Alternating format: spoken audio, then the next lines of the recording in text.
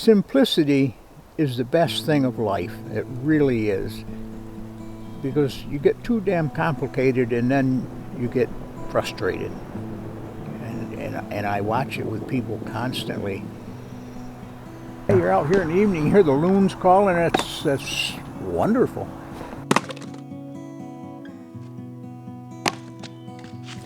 Now this could obviously make any sane person quite upset. There's no reason to be. It's not going to help the situation at all. What we're going to do is we're going to make our coffee, work the problem. Thankfully, I'm right next to a highway, so I'm not even stressed out. Somebody's going to have a jack around here. I've got a spare tire on the back. I don't know how much air is in it, but probably get me to the next town before I fill it up. We're all good. Is it a hiccup? Is it a problem in life that we run into unexpectedly and we think it's all done? No. My fire last night eventually got going. Tire got popped. It'll eventually get fixed. Sun's shining. We're gonna make some fucking coffee. We're gonna work the problem. In my experience, there's no reason to get so worked up about temporary things. They feel permanent when they're happening, of course. Everyone's had their heart broken, everyone's lost a job, everyone's gotten, I don't know, not everyone's been evicted, but people have been evicted, and these things happen. This is called living, L-I-V-I-N, you know what I'm saying? I think this is like a huge problem about maybe some of modern society.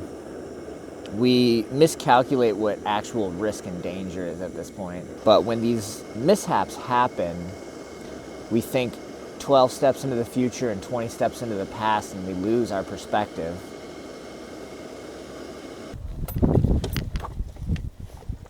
You didn't think I was about to get under this with my cream pants, huh? Not these. No, sir. You like my socks? They're not matching. Just like all the tire pressure on this vehicle.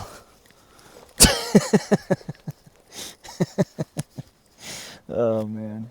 They say dress for the job you want. Apparently I want to be a fucking mechanic.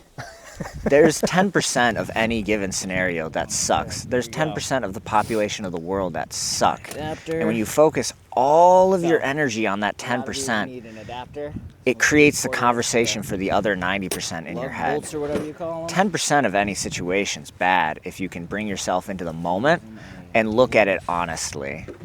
Now, those can be offset, of course. Like your house is on fire, you're in the middle of a breakup, your car just broke down, your dog died, but even in that scenario, that's a 10% section of your life. The 90%, there's been beautiful moments, there's been good mornings, there's places to be grateful for in moments of distress. And I forget that all the time.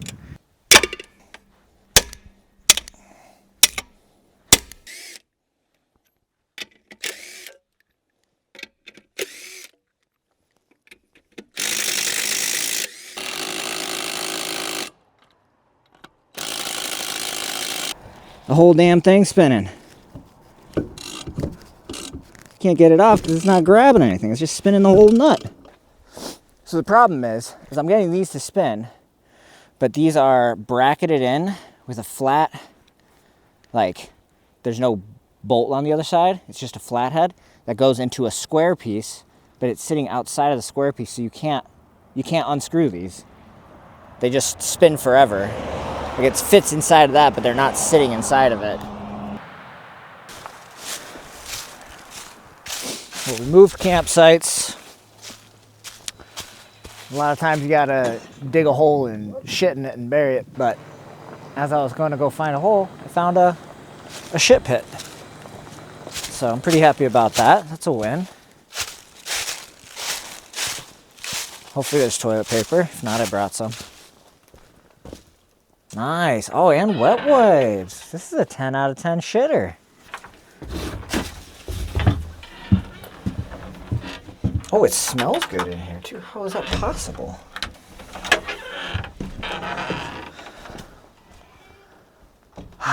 Woodland treats come in many different styles.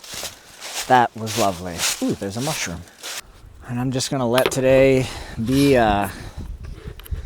today took a shit, but we're gonna edit the astro photos we took last night and listen to an audiobook, camp as if nothing happened, and then wake up tomorrow,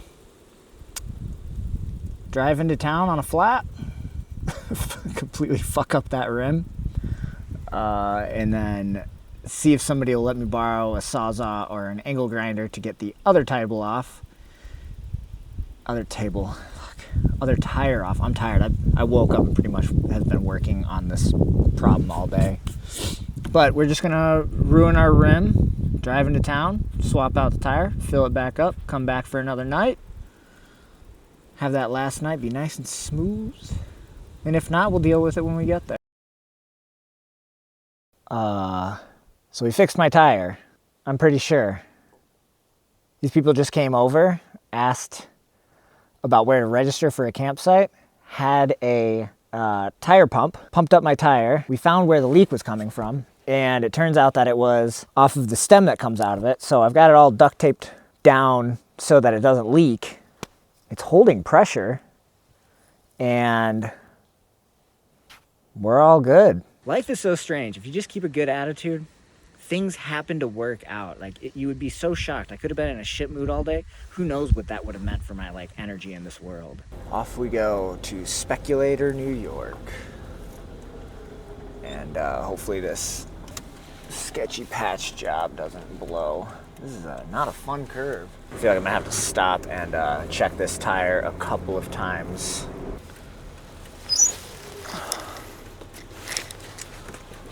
I don't hear any hissing, so. All right. Okay, well, we're gonna be driving for a minute. So we just stopped to pick up, an apple and a little bit of soda water, and this Jeep behind me, guy came out and asked, traveling and stuff, and I was like, oh yeah, I'm just floating around. I got a flat tire the other day, but I'm gonna head back out for another night. And I showed him my back tires all rusted on. He's like, oh man, I got an angle grinder. Come on over to my place. We'll grind it off and get you a new tire on there. It's crazy. Traveling's, you just run into everybody. This is the fourth person I've talked to since I've been out here. And every single person has been an immense amount of help. So we're gonna go grind my tire off. All right, let's see what we can do here.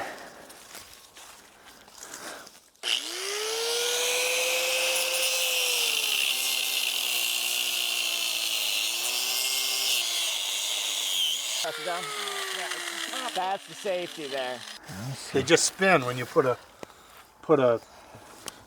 Yeah, it just spins around in circles there. So it's got to be, must be a square, like a. Yeah, so you can see the one. It's carriage bolt, right? Yeah, that's it right there. I wish it would have just been 2 bolts, but. Yeah. What do we got? I'll see if I can get this one off. If we can get it off successfully, then the other one will come off.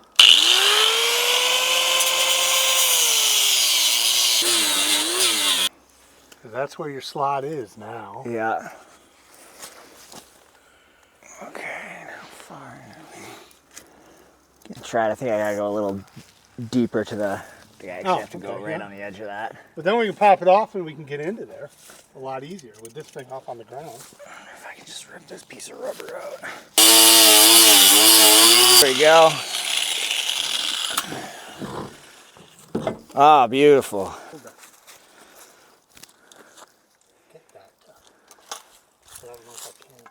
Right, yeah, I'm all right with that. I put enough PD blaster on it. There's 10% of any given scenario that sucks. There's 10% of the population of the world that suck. And when you focus all of your energy on that 10%, it creates the conversation for the other 90% in your head. 10% of any situation's bad if you can bring yourself into the moment and look at it honestly. Before I get in there, let's see if it'll fit in there. That makes sense. If it doesn't fit in there, we're not gonna be able to do much. Now, those can be offset, of course. Like your house is on fire, you're in the middle of a breakup, your car just broke down, your dog died, like that. But even in that scenario, that's a 10% section of your life the 90%, there's been beautiful moments. There's been good mornings. There's places to be grateful for in moments of distress. And I forget that all the time.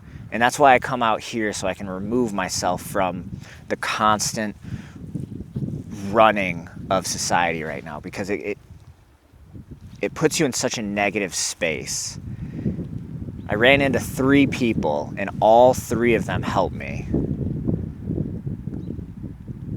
I didn't want to ask for help, but I remained hopeful that I would find the help if I needed it. And the world showed that. And I just happened to catch it on film. But I promise you, this happens all the time to me. And it can happen to you too, but you have to stay in a place of gratitude and hopefulness.